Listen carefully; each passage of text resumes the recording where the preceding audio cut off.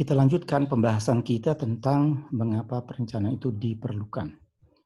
Pada sesi yang pertama tadi kita sudah membahas tentang adanya satu fenomena yang disebut dengan public goods sebagai alasan mengapa planning itu diperlukan.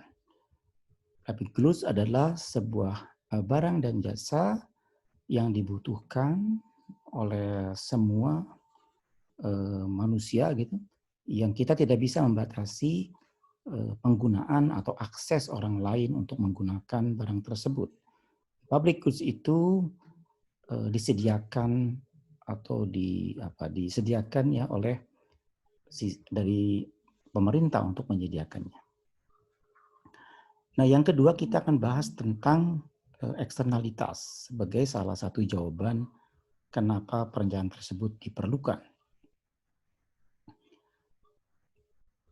Pada pertemuan yang juga sudah disebutkan bahwa yang disebut dengan eksternalitas adalah satu konsekuensi dari kegiatan ekonomi atau kegiatan non-ekonomi yang berdampak kepada pihak lain, tapi kemudian biaya atau akibat yang ditimbulkan pada pihak lain tersebut tidak direfleksikan, tidak diintegrasikan ke dalam biaya produksi dan non-produksi dari penyediaan barang dan jasa tersebut.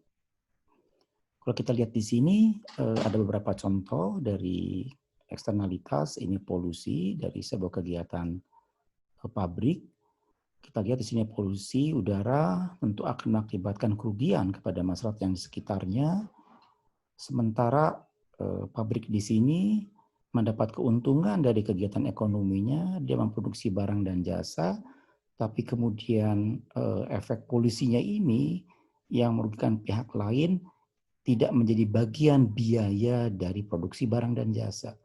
Artinya kerugian yang ditimbulkan kepada masyarakat itu menjadi beban masyarakat, menjadi biaya masyarakat, dan tidak tercermin ke dalam biaya produksi dari perusahaan ini. Perusahaan yang memproduksi dari polusi ini. Kemudian gambar yang bawah ini adalah kemacetan lalu lintas.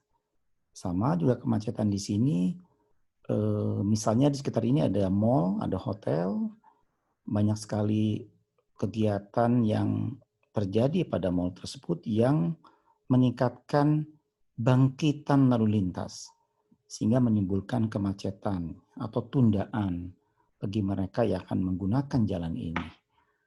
Nah, kemacetan ini yang diakibatkan oleh kegiatan di mall tersebut telah mengakibatkan kerugian bagi mereka yang akan melintasi jalan ini yang tidak bermaksud untuk menggunakan jasa mall itu. Jadi orang tersebut mendapatkan kerugian dari keberadaan mall tersebut yang mengakibatkan tundaan atau kemacetan perjalanan.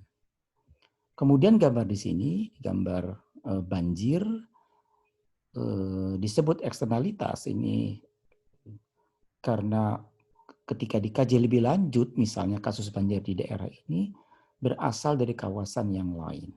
Kalau misalnya kawasan di hilir, kawasan ini seperti misalnya Kota Bandung atau Bale Endah yang hampir rutin tiap tahun, masalah banjir yang ada di kawasan hilir tersebut diakibatkan oleh konversi lahan yang ada di kawasan hulunya. Jadi hulu digunakan untuk berbagai macam kegiatan pertanian misalnya, sayuran seperti itu.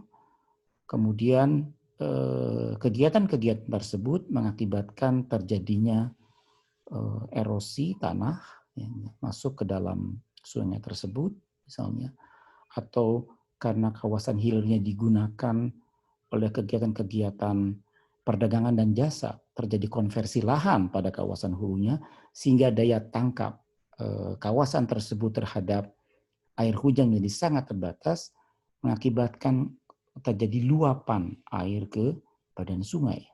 Sementara badan sungainya mengecil akibat banyak terjadi sedimentasi, tanah di situ mengecil dan mengakibatkan terjadi luapan akibat banjir tersebut pada kawasan tertentu.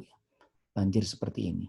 Tentu masyarakat di sini akhirnya dirugikan akibat terjadinya konversi lahan yang ada di kawasan hilirnya. Oke, terima kasih. Pada sesi yang ketiga nanti kita akan lanjutkan lagi pembahasan tema tentang mengapa perencanaan ini diperlukan.